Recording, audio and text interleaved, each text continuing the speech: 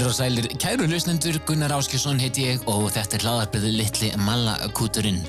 Í byrjun ágúst síðastliðinn þá hitti hann Önnu Margréti Jakobsdóttur Hjarðar. Hún var á leiðinni út til Svíþjóðar, til Malmö í magahjávitum og ég spjallaði þess við hana hennar ferð að þessu öllu saman og hver hennar væntingar yrðu. En núna eru rúmur mánuður síðan að aðgerðin var og þetta er svona ákveðin sería af þáttum. Ég ætla á eftir að heyra hérna aftur til að fylgjast með henni svona í gegnum þetta ferli allt saman og ég hvet ykkur bara strax, kæru hlustendur, ef að þeir eru ekki búin að hlusta á þáttinn hérna undan, þátt 21 við hana Önnu Margréti, mæli kannski með að þið gerir þá undan þessum þætti þá fáum við að svona forsöguna hennar og svona því að við erum að vinda okkur beint í bara það ævintýri sem hún fór síðan út í Svíþjóð.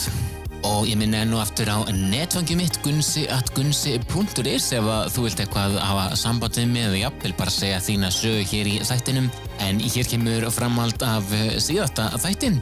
Þetta er spjallið við hana Önnu Margréti Jakobsdóttur Hjarðar og þegar við kvöddum hann í síðasta þætti var hann með leiðinni út til Svíþjóðar.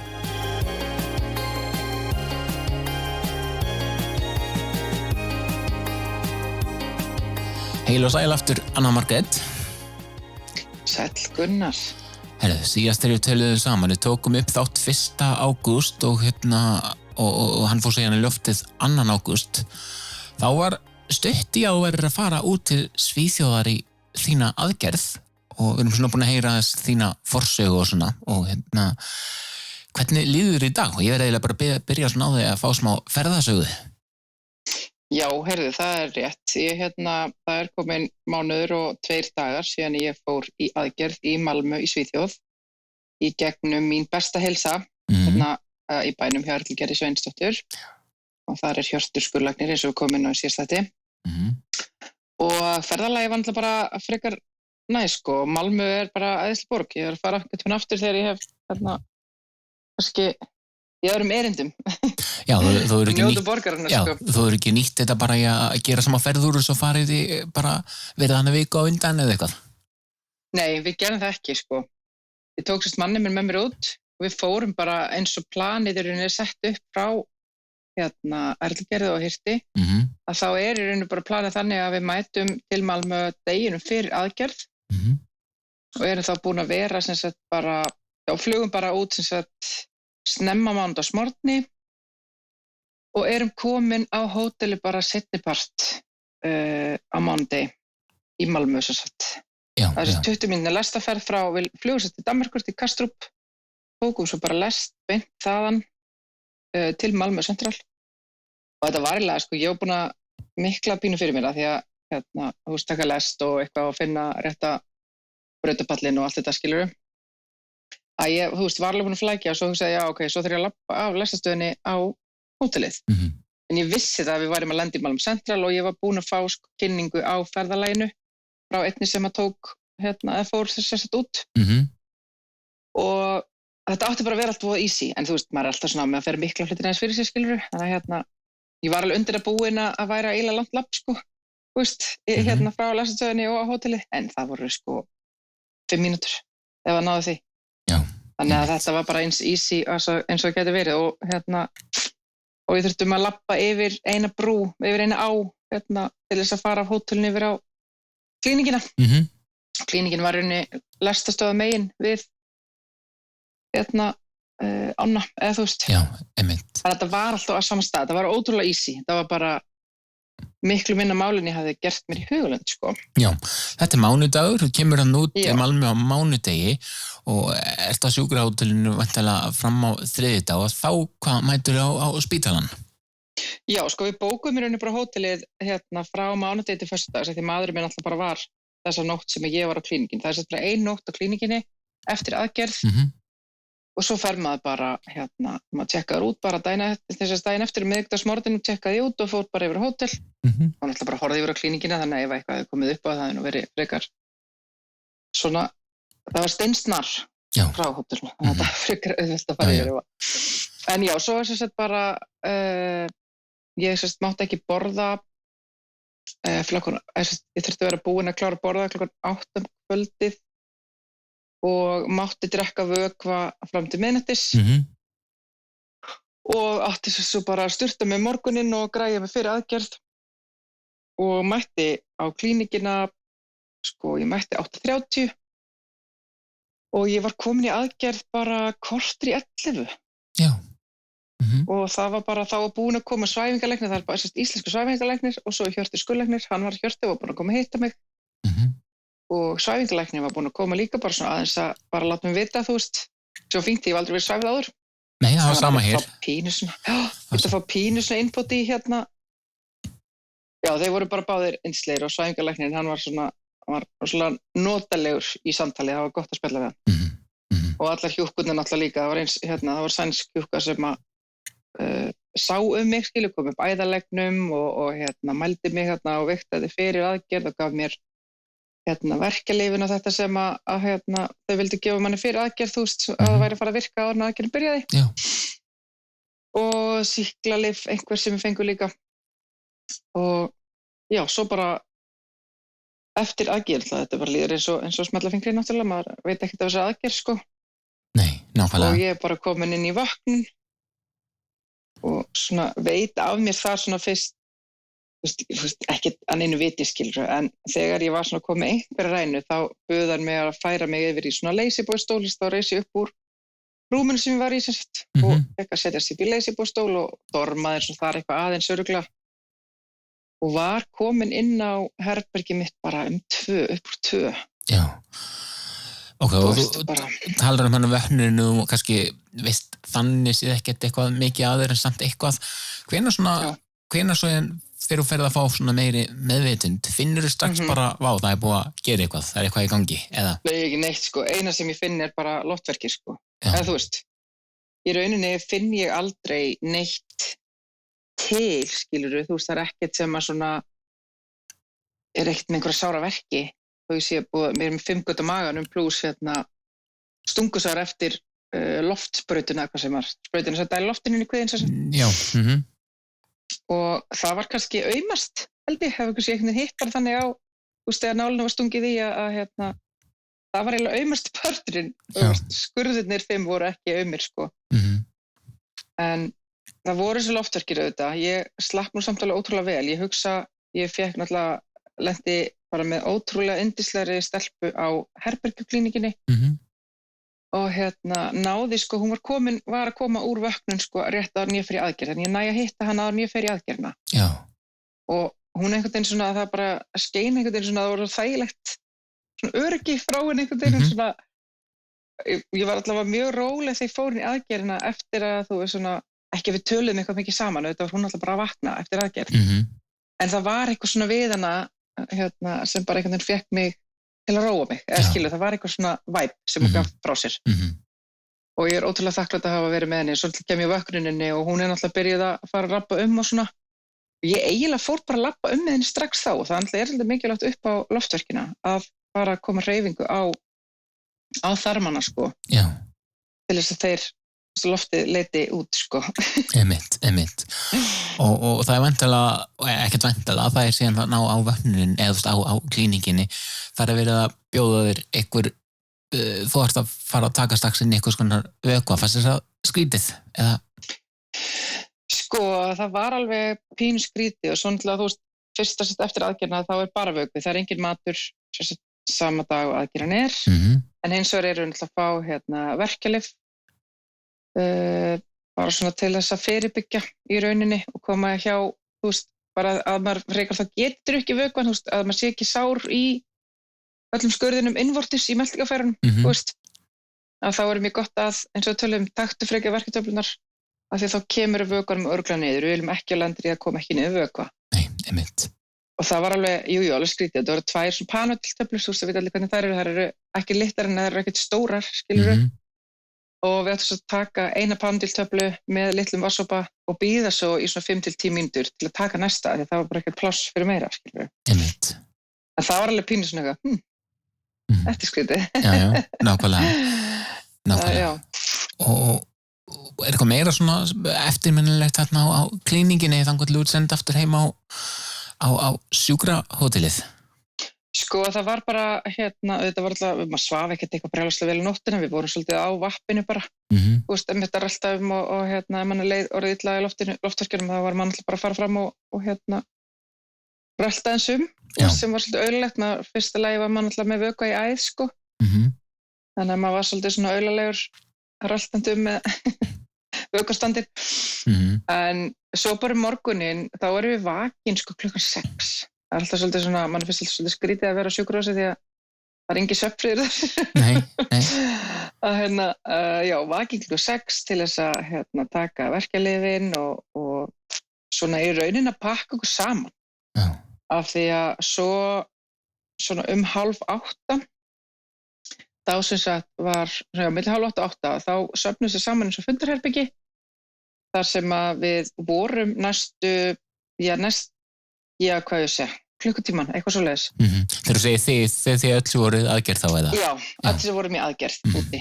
Já. Það var sérst bara allir sem voru í aðgerð á þriðjudeginum. Það alltaf voru einhverju aðgerð á mánudeginum, einhverju þriðjudeginum, einhverju miðvikudaginn. Já. Þannig að allir sem voru í aðgerð á þriðjudag og voru ennþá inn á klíninginni, var safnað sérst inn í fundarherbyggi og þar sérst hittum við hjúkrunarfræðing, við hittum Hjört skurðlækni, næringaráðgjafa sem gefur okkur að borða, við fáum sem sagt svona 1 desilítur af jógúrt, bara hreinni jógúrt sem við ætlum að koma niður og það gekk náttúrulega bara misvel hjá okkur, skilurðu. Það var ekkert auðvelt að borða hana, maður fann það alveg, það var gríðarlega erfitt, sko, og ég kláraði ekki þennan desilítur, sko, maður var svona einhvern veginn að lepja skeiðina, þú veist, að koma einhver ofan sig. Og það er einu fyrsta fæðan sem að við fáum eftir þessa aðgerð, þarna morgun eftir. Og svo það bara hreinlega vökvakapp svolítið. Já. Og vökvafæði, það var bara vökvi núna þarna næstu vikuna. Og það náttúrulega mér fannst auðveldara þegar ég voru á vökvafæðinu af því að þá taldist náttúrulega allt sem ég borðaði sem vökvi. Já. Þá var ég bara að standa mér rosa vel í vökvanum, en eftir að vökvavikunni lauk, þá mér gengur alls ekki vel að drekka. Ég alveg mér finnst mjög erfitt að ná að drekka að lágmarki 1,5 lítur, nú hlustar einhver á þetta sem hefur ekki farið í aðgerð og hugsar voðalegur hún vitlaus, eitthvað, skilur við. En það bara hægara sagt en gert. Þú ert að borða, tekur svona hálftíma þessar fyrstu vikur, að tekur svona upp eftir hálftíma að borða matinn sem þú ert að borða. Já. Sem eins og þú náttúrulega bara þekkir, sem þá 100 kannski til 250 grömm fer eftir bara þyngd matarins allavega hjá mér, sem ég tala frá mér, að þá stundum fer bara eftir hvað ég var að borða, hversu mikið ég gæti borða, en það svona frá 100 grömm upp í 250 grömm sem ég hef verið að innbyrða í hvert sinn, borða á 2-2,5 tíma fresti og ekki að drekka hálftíma fyrir og hálftíma eftir mat, af því að vatnið tekur pláss frá matnum og fyrsta sem, þú verður að koma niður næringunni vissulega. Þannig að þá glugginn til þess að drekka vatnið orðin svolítið stuttur. Og þú ert að taka frekar litla sopa. Ég finnu þetta nú soparnir mínu fættin að stækka aðeins, þannig að það aðeins að vera auðveldara. En ég alveg skelfileg með að drekka vatn, sko. Ég veit ekki svo hvort ég á viðurkenna. En jú, láta bara það. Ég að ná svona kringum líturinn. Já. Og búin að vera að gera það síðustu vikuna, sko. Og ég alltaf að tala ég ætla að bæta mig. Svo bara einhvern veginn bara og ég sko, af hverju ég tala svo mikið þetta, það af því að það mjög mikilvægt að drekka vatn. Já. Og í fyrsta lagi þá talaðum það þegar að mikið þyngdatap á sér stað, hratt og mikið þyngdatap á stuttum tíma sem alltaf bara fylgir þessum aðgerðum, að það getur aukið hættuna á gallsteinum, frekar nýrnasteinum. Já. Og annað sem getur líka auki líkurnar þar að drekka ekki nógan vökva. Og ég tikka þarna núna í bæði bóksin. Og ég ekki spennt fyrir því að fá gallsteina eða nýrnasteina, skilur, það bara ógeðslega sárt, veit ég, ef ég hef ekki upplifað sjálf sem betur og vonandi sleppi við það, ég þarf aðeins að fara að ræða við sjálf með vatnið, en það hræði mér rosalega mikið að ég sé rauninni bara að búa mér það til að fá steinakast.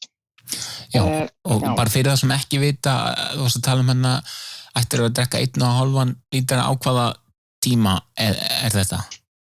Það bara yfir sólarhringinn, hún sefur, 8 tíma, skilurðu, þannig að eða svona meðaltali, 8 tíma. Þannig að já, og svo náttúrulega finnum bara sem helgar, menn nú er sunnudagur í dag þegar við erum að tala saman. Já.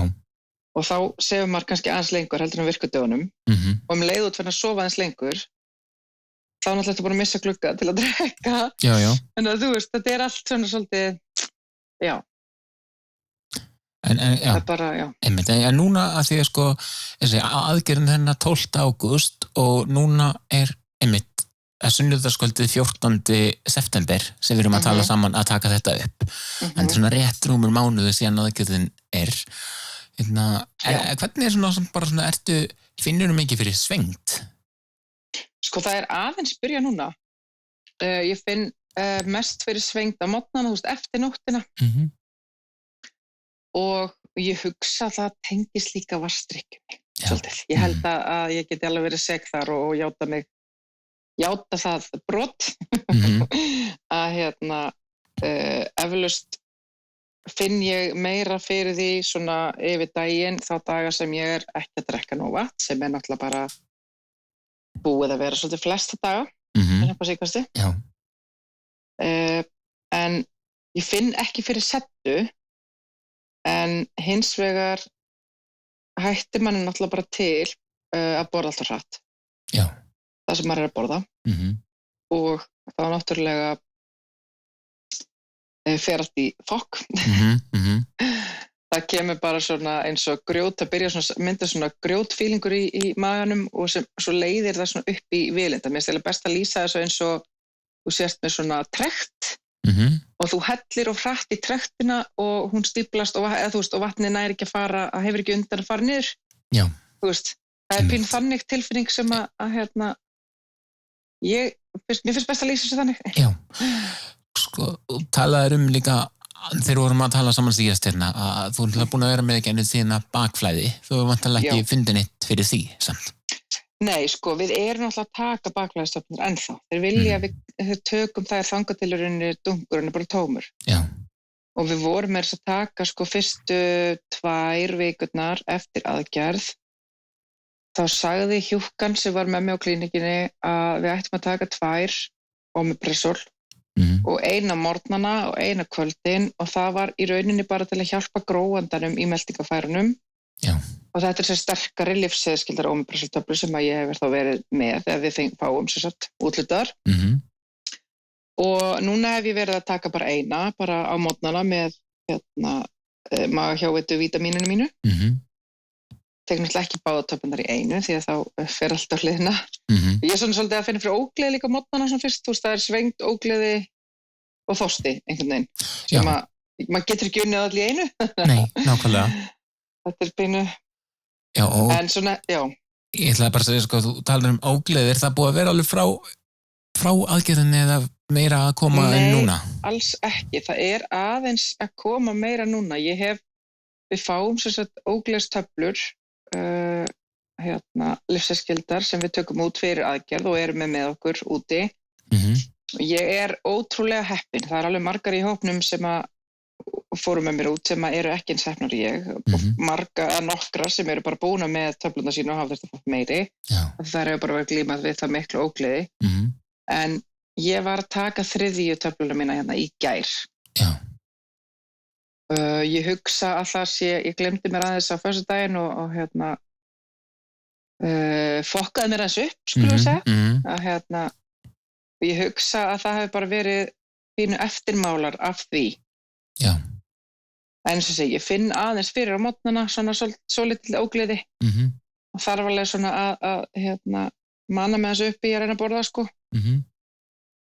En þú veist, þetta er allt yfirstíganlegt. Það sem ég hef verið að glíma við eftir aðgerð, það er ekkert til þess að kvarta yfirskilur. Það er rauninni bara klaufaskapur hjá mér eins og með matinn. Borða eins og hratt eða tyggja kannski ekki alveg nógu vel og hann fer svona kannski full stóri bitar ofan í magan, taka þess að stóra bita líka. Þú veist, það þarf vel að taka bara ungbarnabita, sko.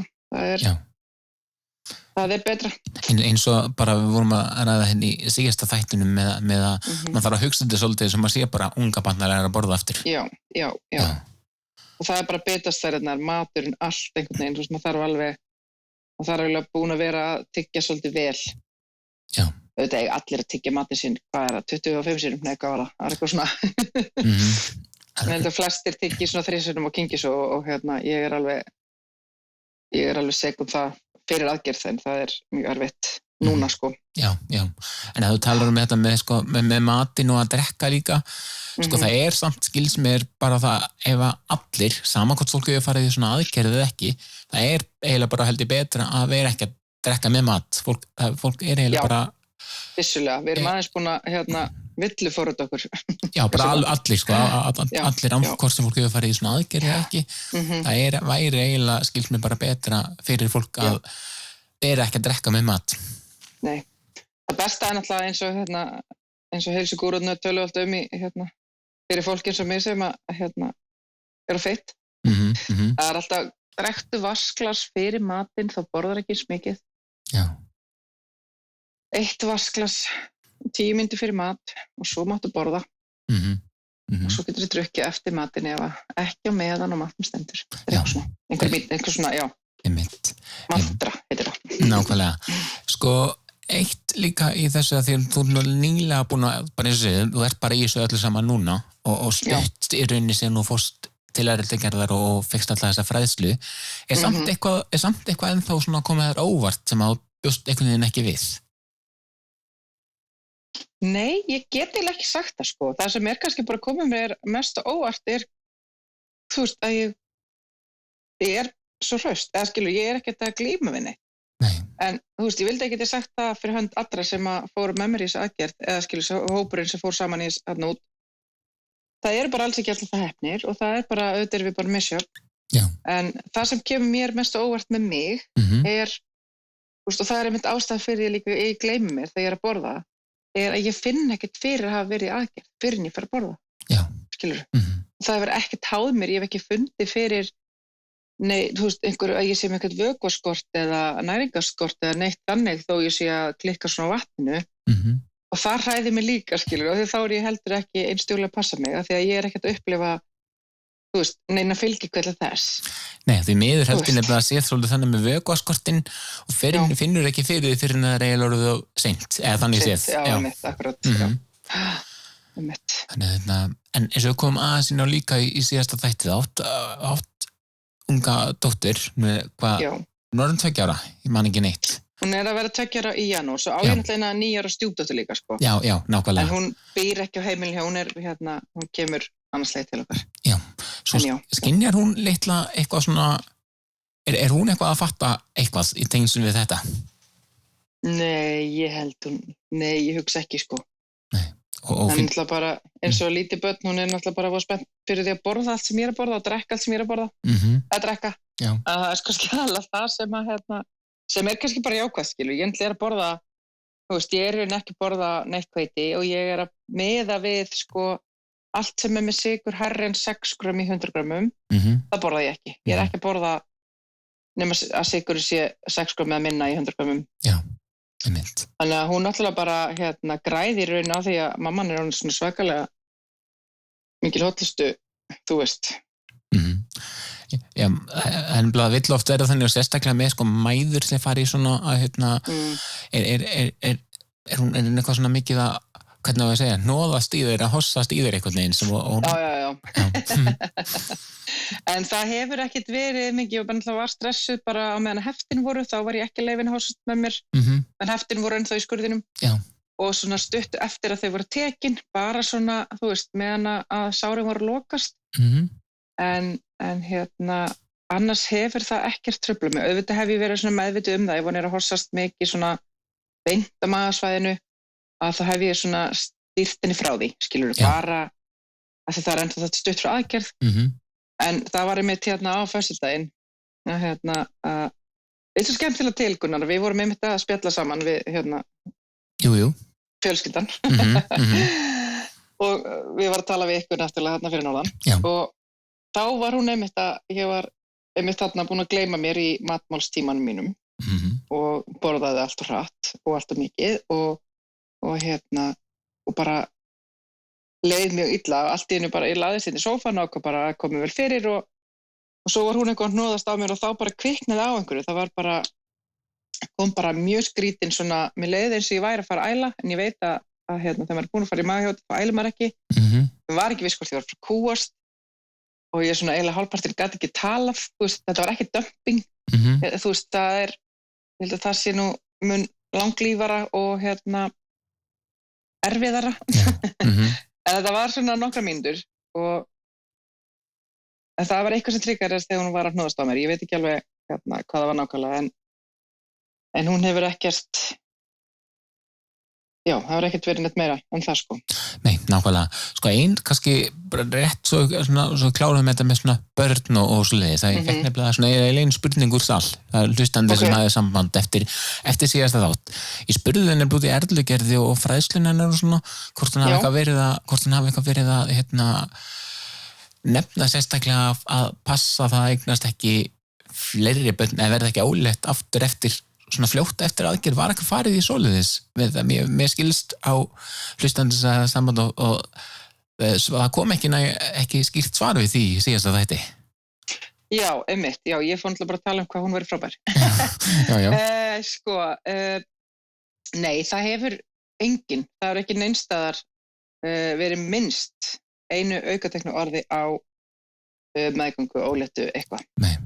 Ég bara vissi það, skilurðu að og auðvitað náttúrulega bara common sense þegar það er verið að tala um alltaf að fyrstu 2 árin þá er líkaminn bara að endurstilla sig, þú ert í rauninni ekki fá næga næringu inn, Nei, nákvæmlega. Ekki eins og fyrir sjálfa þig, að þá er það í mínum huga allavega að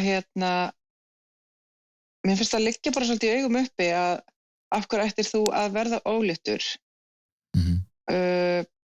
á þessum tímapunkti þegar þú veist að þú ert varla að ná að næra sjálfa þig hvernig ættir þú að geta nært fóstur í kveðmaður? Já, algjörlega, það er nefnilega nákvæmlega það sko, þetta er í sjálfu sér það ekkert manneskja sem fyrir svona aðgerð og verður ólétt í sjálfu sér það ekkert hættulegt fyrir manneskjuna sjálfa en þetta þýtt meira einmitt fóstrið. En auðvitað, þú veist, maður hefur alveg heyrt af fólki sem hefur orðið ólétt bara fyrir slysni og snemma, skilurðu, of snemma skilur á þessum 2 árum eftir aðgerð og auðvitað fá þau þar náttúrulega bara viðeigandi aðstoð. Já. En það er allavega mælst, eða sko eins og það er enginn sagt mér það beint, en ég hef bara heyrt það, svona í gegnum tíðina þegar verið að tala um svona aðgerðir að lágmarka bíða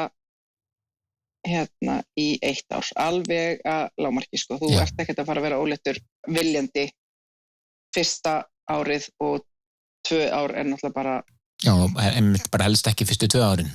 Nei, akkurat. Já. En ég segi, það er enginn af þessu teymi sem ég hef starfað með, Gorki og mín besta heilsa, næringafræðingur þar, Erla Gerður, Hjörtur, enginn af þessum þarna úti á klínikinni, það er enginn neitt um það. Nei, einmitt. Þannig að já, en að því vorum að tala líka áðan með stelpunum mína 2 ára, eða þannig sem verið að taka í janúar, hvort hún er eitthvað vör við þetta, sko, svo er alltaf stjúpdóttir mín var hérna hjá okkur, bara áður en við fórum til Svíþjóðar í aðgerðina, ég var alltaf bara að segja henni að ég væri að fara í svona aðgerð til þess að hjálpa mér, ég talaði aldrei um að ég væri að fara að fara í þessi aðgerð til þess að vera mjó. Nei, nákvæmlega. Ég sagði, þú veist, það var bara, ég útskýrði bara fyrir henni að ég þyrfti aðstoð með magann á mér og já, ég man ekki nákvæmlega hversu ítalið fór í það. En að því að hún náttúrulega spurði eftir að fara, já, þetta bara í aðgerð, skilju, hvað, þannig þá bara svona dreifti á því og ég lét aldrei snúast um fitu eða aukakíló eða, þú veist, það snerist að ég væri með þennan fitubjú sem væri svolítið skrítin og ég þyrfti að fara í þessi aðgerð út af honum.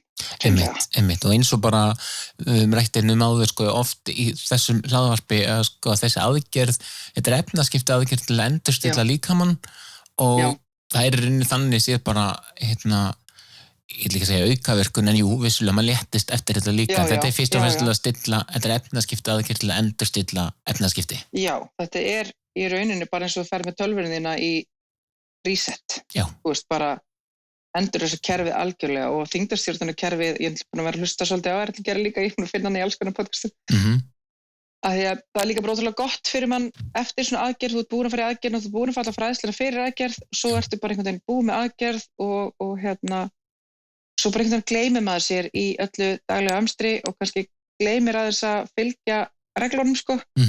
Og þá finnst mér alltaf ótrúlega gott að geta hlustað Arngerði þar sem hún að tala um að mikilvægi þessa fyrstu ára, skilur hvernig þú nærið þessi fyrstu ár skiptir svo miklu máli að þú getur alltaf að borða hvað sem ég get alveg að setja hérna heima og borða bara ís og snakk, skilur bara ekkert vera að pæla í innhendinu eða stjúsandi kjúkling eða hvað skilur og franskar og ég myndi ekki þyngjast af því ég myndi náttúrulega alltaf geta innbyrt nema sára lítið í einu af þessu og ég myndi alltaf léttast af því ég var í aðgerð. Já. En eftir þessi 2 ár eins og ég skil þetta, ég var nýlega að hlusta á podcast með henni bara síðustu viku að eftir þessi 2 ár þá kerfi pínu búið að fatta, skilur bara já, þetta ekki hættuástand, ég þarf ekki að ríkhalda í allt sem kemur hérna inn, ég þarf að þessu, þú getur fara kerfi fyrir að slaka þess á og bara svona móttaka næringuna sem búin að koma inn sem bara svona nýtt prógram, eða skilur það búið að uppgreita systemið. Já. En ef ég að borða, ég eins og ég segja það, bara ég geti setja hérna að borða franskar og djúpstakjúkling og eitthvað, ef ég að borða það í þessu reset tímabili, þá ég náttúrulega svolítið að segja líkamannum mínum að þetta það sem að fara að koma. Já, einmitt að því að ef þú væri í því þessari líkri óhollustu rauninni, náttúrulega fyrstu 2 árun eftir aðgerð líkaminn ræður ekkert við það að halda í neina þyngd, sko. Það bara ert að fara að leta saman hvað það gerir. Þess vegna eru líka margir sem að svona kannski flaska á þessum fyrstu 2 árum að eru að bara einmitt djús eftir kjúklingur eða eitthvað, ég bara léttast samt, það frábært geggja, þá get ég haldið þessu áfram. En svo náttúrulega bara þegar að þessum reset tímabili er lokið, þá ertu ekki búin að endurstilla efnaskiptin. Nei, akkurat, ef þú fylgir ekki reglunum, sko. Einmitt. Og mér finnst alveg gali núna, ég meina það búið að endurstilla líkamann á mér, boðin sem fara upp í heila, skiluru, eru ekki þess sömu fyrir aðgerð, ég ekki líkaminn ekki að kalla eftir sykruðu mat eða gósinu sem ég var að drekka, skiluru, eða eitthvað svoleiðis, en hausinn hins vegar veit að mér fannst kók ógeðslega gott. Já. En ég bara núna að setja mína heilsu í forgang og ég fór ekki í þessi aðgerð til þess að fara svo setna í hana aftur eða ég veit ekki hvort það sé eins og hægt, skiluru. En nú ætla ég að nýta hana glugga sem ég hef, þar sem ég veit að viðmið 6 grömm í 100 grömm í sykri. Og ég veit að brauð og pasta að fara að taka eða vera erfitt fyrir meltingunum mína núna, því að það bara þungur matur. Já. Ég allavega set fókusun á það að ég ekki að fara leið og reglurnar segja að ég megi fara að pröfa að drekka gos. Ég ekki að horfa á þannig að ég sé að fara að fá mig kók leið og glugginn opnast. Nei, nákvæmlega. Ég bara núna, ég í meðferð, ég í alkohól meðferð, nei, ég í af eitrun. Ég ætla bara að segja það þannig. Já. Ég veit að Hjörtur var alveg svolítið harðorður á þessum fundi sem hann átti með okkur núti áður en hann útskrifaði okkur. Hann var svolítið harðorður með þetta allt saman. En mér fannst það allt í lagi af því þetta eru bara faktarnir. En ég veit náttúrulega að vera harðorður, ég ætla ekki að fara nákvæmlega með það, skiluru, það var bara sumir tókuð illa og fannst hann á harðorður. En eins og segi, ég tók hann bara alvarlegra fyrir vikið, skiluru. Algjörlega, þetta ætnir sem að gera þessa aðgerð á manni, akkur ekki bara að hlusta á hann og taka það til sín líka. Nákvæmlega, og ég veit að næringafræðingarnir hjá mín besta heilsa eru ekki eins harðir og ég veit að Erlugerður og Sigrún næringafræðingur hjá mín besta heilsa ekki kannski alveg sama sinnis á þessari hörku og Hjörtur var, en Hjörtur þetta líka skurðlæknir. Hann sá sem að opnaði og skarði og ég allavega ímynda mér þegar ég væri að taka á móti fólki og gera aðgerð að þeim og sinna þessum vandamálum, skilurðu, skera í sundur líffæri og festa og loka þeim og festa einhvern veginn öðru sér saman. Já. Að ég myndi líka vera pínu svegt ef að fólk myndi labba út frá mér og fyrsta sem það langar til að gera að fá sér Pepsi Max, eða skilurðu. Já, nákvæmlega. En hann náttúrulega akademískur og svo erum við með Sigrúnu sem næringafræðingur sem að horfir meira á næringuna sem fer inn í líkamann. Já. Og kannski horfir á þetta allt öðruvísi augum af því það var ekki hún sem var að sauma saman og loka stórum hluta maganum á fólki á skurðabæk, skilurðu. Þetta náttúrulega bara tveir ólíkir pólar og mér finnst allavega vert að taka þessu alvarlega og ég vil gera allt mitt, auðvitað á ég einhvern tímann eftir að springa og pröfa að fá mig kók með, þú veist, hverju sem eða skilur, einhverju. Það kemur alveg fyrir, það mun gerast. En ég ekki að einblína á það að það sé útgangspunktur í þessu, hvenær ég má fá mér fyrsta kóksopa minn. Nei, og þetta var ekki búin að gera hring á dagatalið bara það hér. Nei. Nákvæmlega. Og þú veist það saman með alkohól, skilurðu, þú veist ég, það alveg nokkrir mánuðir að tala einhverja hálft ára allavega. Og aftur, þú veist, það ekki eitthvað sem ég með á dagatalinu bara djöfull, ætla ég að detta í það hér. Bara fyrsta daginn þegar ég má þetta. Talaði að hámarki, 4 mánuðir til 6 mánuðir eða eitthvað. Að ég ætla ekki að vera viðbúin með bjórdósina bara eða eitthvað, þú veist. Ég hef gengið með bat, sko, ég hef alveg verið edrú í marga mánuði. Já. Og það ekki þannig að ég við það vandabálstíða, þannig að ég alveg góð, sko. Ég get alveg fullvert að þú átt ekki við þetta, fyrir eitthvað sem þekkjað ekki geta hljóma eins og bara ákváðan að býja eftir að geta fengið sér, en Ég vil að býja eftir að vera á sneplan. Já, ég get alveg ótta fyrir það að það ekki þannig með þig. Nei, það alveg. Svona að lokum, að við munum alltaf að heyra í þér aftur, hvaða vítamin, þú talar aðeins að náðan, þú ert að taka ykkur vítamin á mótnana og svona, þetta ekki alls konar töflur? Sko, í rauninni ég bara að taka, sem að klínikin lætur okkur, eða vísar okkur á, sem sagt kalk og fjölvítamin. Já. Í þessu fjölvítamini á í rauninni að vera allt sem að við þurfum eftir þessa aðgerð, við náttúrulega vorum látin, hvað sem byrgja svolítið upp líkamann á vítaminum fyrir aðgerð. Ég til dæmis var sett á járn, tók eina Durofen járntöflu, þetta allt sem Erla gerði eftir ég hitti hana í byrjun júní. Já. Þá ég náttúrulega búin að fara í blóðpröfu sem hún var búin að fá til sín til að greina og sjá hvaða væri sem ég myndi þurfa að einblína aðeins á fyrir aðgerð til þess að vera safe á forðanum. Og þá já, og ég var að taka svona 2000 UI, held ég heiti, D-vitamintöflur, en hún vildi að ég myndi tvöfalda það, þannig að þá ég að taka 4000. En ég ennþá að taka eina D-vitamin. Ég byrjaði aftur að taka eina D-vitamin með fjölvitamininu og það í rauninni eina, ég taka magnesium. Já. Það eina aukalega sem ég að taka. Ég var eitthvað svona byrjuð að taka jafnis, Durofen töflunar aftur og svo hugsaði ég, nei, ég ætla að bíða því við alltaf að fara í blóðpröfu á 3. mánuð eftir aðgerð. Þá verðum við kölluð í blóðpröfu og stöðutekja á Erlugerði. Já. Og að því að ég búin að byggja þetta svona vel upp fyrir aðgerð, þá ákvað ég eins að bakka með það, af því það alveg jafn í þessu fjölvítamini sem við erum að taka. Og því ég keypti mitt allavega frá síðu sem heitir Provit.is. Já. Og það sérstök bara síða fyrir fólk sem hefur farið í efnaskiptaaðgerðir. Já. Vítamin fyrir fólk eftir efnaskiptaaðgerðir. Það til alls konar mismunandi merki. Það til töflu með járni, án járn, skilurðu, fer eftir bara hvað þú ert stödd í líkamann hvort þú þarft járn eða ekki. Kalkið, ég elska að taka kalktöfluna, þetta svona heiti soft chewable calcium tablets. Það eins og sé að borða svona tökkur eða svona mjúkar karamellur. Geðvikt. Já, það namindagurinn hjá þér, kalktöflur. Kalktöflur á kvöldin. Já. En svo megum við ekki taka kalki með fjölvítaminina því að kalki getur hindrað upptöku járns.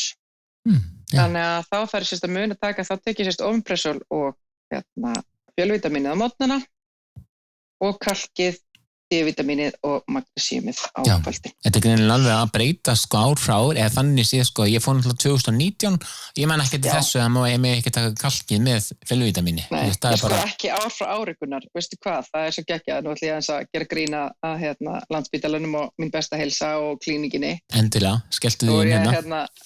Sigrún og Arla gerir vita á þessu sko. Við vorum aðeins að skjóta þar að því að við erum með gögn frá Landspítalanum sem eru frá því 2018, ef ég man rétt. Já. Þau gögn stangast á við næringafræðilegar og svona allt svona boð og bönn skilur þegar ég var að tala með áðan með gósið, man ekki, þú veist, klíningin segir maður megi byrja að pröfa gós eftir 4 vikur, Landspítalinn segir 4 mánuði, eða ég man ekki alveg 100% tölunar og svo segir mín besta heilsa eitthvað annað. Það ber engum saman.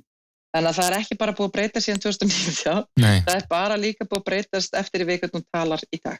Já, það er rosalega mikið misræmi í upplýsingu og við erum svolítið búin að vera að hlæja því, sko. Já, þannig að kannski Landspítalinn og allir þessi teimi og svona geti jafnvel byrjaði bara, herðu, hvað þið til að segja hérna við fólk og við erum með, ef aðeins að reyna svona samtvinna þetta eitthvað.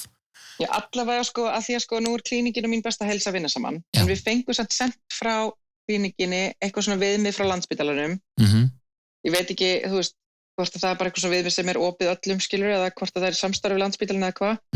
En þú veist, allavega í fyrsta lagi að klíningin og mín besta heilsa samræmi sig og uppfæri þá gögnin sem það er senda okkur frá Landspítalanum í takt við þetta. Þannig að við séum ekki að lesa misvísandi upplýsingar í hverjum einustu gögnum, sko. Nákvæmlega. Og þetta er búið að skapa rosa mikið óryggi, sko. Algjörlega, og að því hún nefndir þetta með gos og einhverju segja vikur og aðrir mánuðir, ég skal bara ákveða það hér og nú, bara höfum þetta frekar mánuði, ekki Akkurat.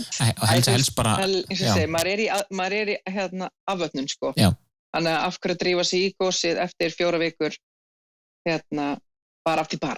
Einmitt, nákvæmlega. Af því hausinaður eru að segja og reyra bara að fá eitthvað. Nákvæmlega, eins og vorum að tala, sko, ef þú ert búin að vera að draga hringa á dagatali, hérna er gósið, hérna er áfengið, hérna er þetta, þú veist, þá væntanlega var fólk ekki alveg í þessu réttum forsendum. Nei, ég hugsa einmitt. Þú veist, án þess að dæma, ég meina hver gerir það sem hann vill, skilur. Og nú er ég náttúrulega, þú veist, augljóslega af því að ég er í þessu viðtali. Þá er ég náttúrulega bara að tala út frá mér. Já, þú ert ekki viðtali fyrir einhvern annan. Nei, ég get ekki tala fyrir neitt annan og auðvitað erum við bara öll ótrúlega misjöfn og auðvitað gerir hver það sem hann vill. Já. En þetta er allavega mitt. Ég er að láta þetta snúast heilsuna mér til framtíðar og mér finnst ég bera dálítið mikla ábyrgð á því.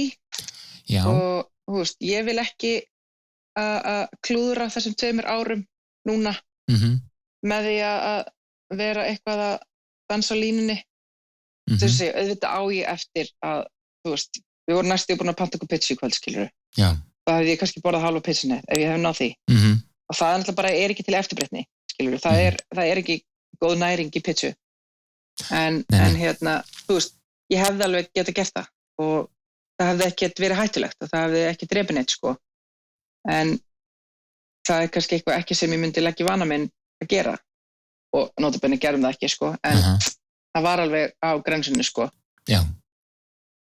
En mér finnst mikilvægara að búa til hreinan mat. Þú veist, ég nota kótasælu mjög mikið, breyti henni í brauð og dýfur og út í súpu og allt, skilur, af því að hún er bara geggjuð. Já. Og þú veist, að búa frekar til, þú veist, ég sagði að við erum svo góð sambandi hópur sem fórum út, við erum í svona hópspjalli og alls konar pælingar með alls konar, skiluru.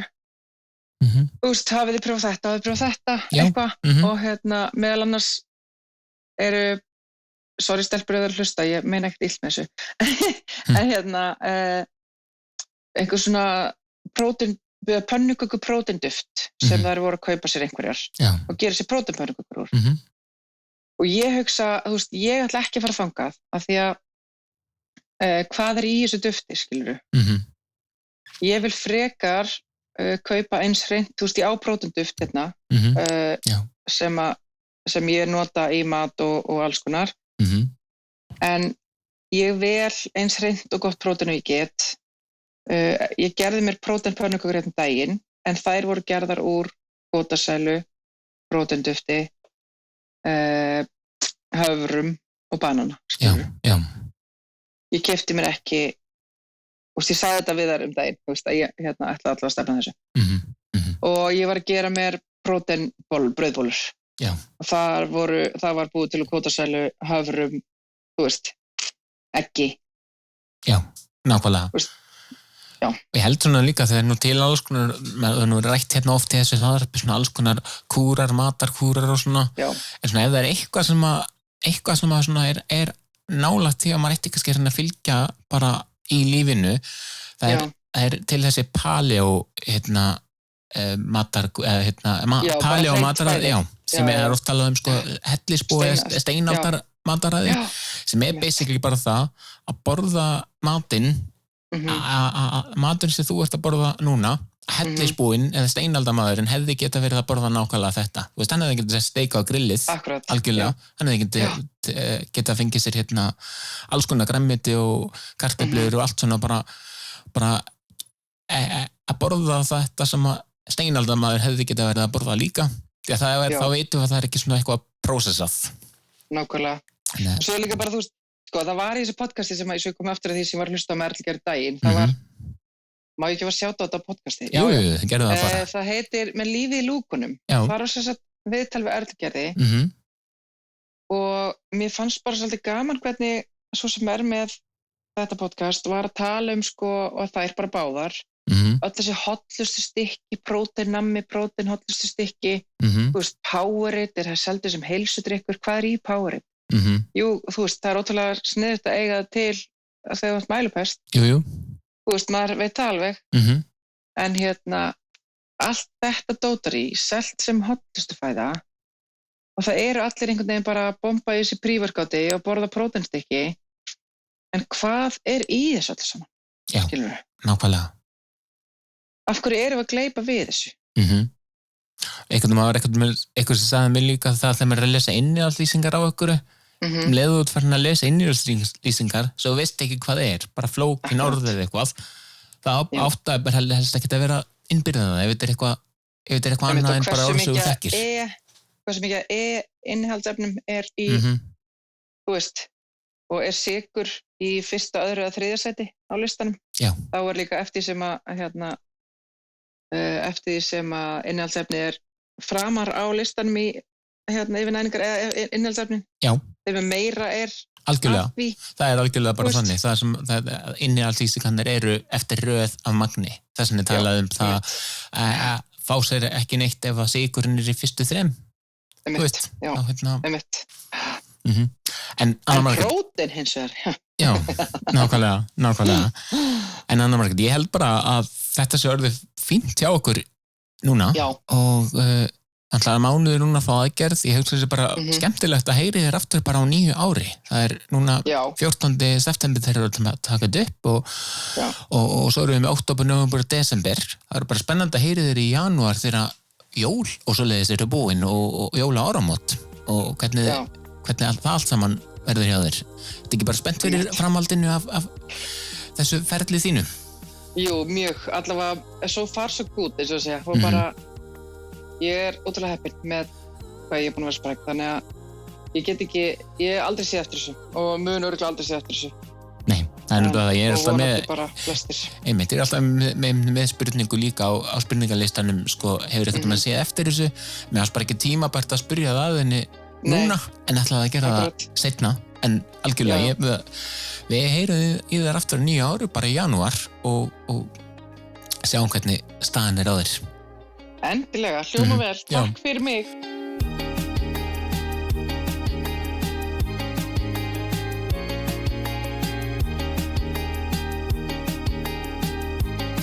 Og ég segi bara takk enn og aftur Anna Margrét Jakobsdóttir Hjarðar fyrir að gefa þér tíma til að segja þína sögu hér. Þetta er svona fyrsta skipti sem ég er með svona hlaðvarp seríu af sömu manneskinu og eins og hérna kom fram áðan þá ætlum við að heyrast aftur á 9 ári í janúar og heyra þess hvernig svona næstu 3 mánuðir sem að framöndan eru, hvernig þeir eru búin að vera hjá henni núna í janúar næstkomandi því að þá náttúrulega eins og segi þá ýmislegt búið að vera í gangi desember, 1. desember mánuður þar sem að Anna Margrét búin að fara í þessa aðgerð og það spennandi að heyra það allt saman í janúar. En enn og aftur gunsi@gunsi.is netfangið hjá mér ef þú vilt hafa samband við mig út af ykkur eða jafnvel bara segja þína sögu í þættinum. En að öðru leyti segi ég bara Gunnar Ásgeirsson þakkar fyrir sig. Þetta hlaðvarpið Litli Malla kúturinn.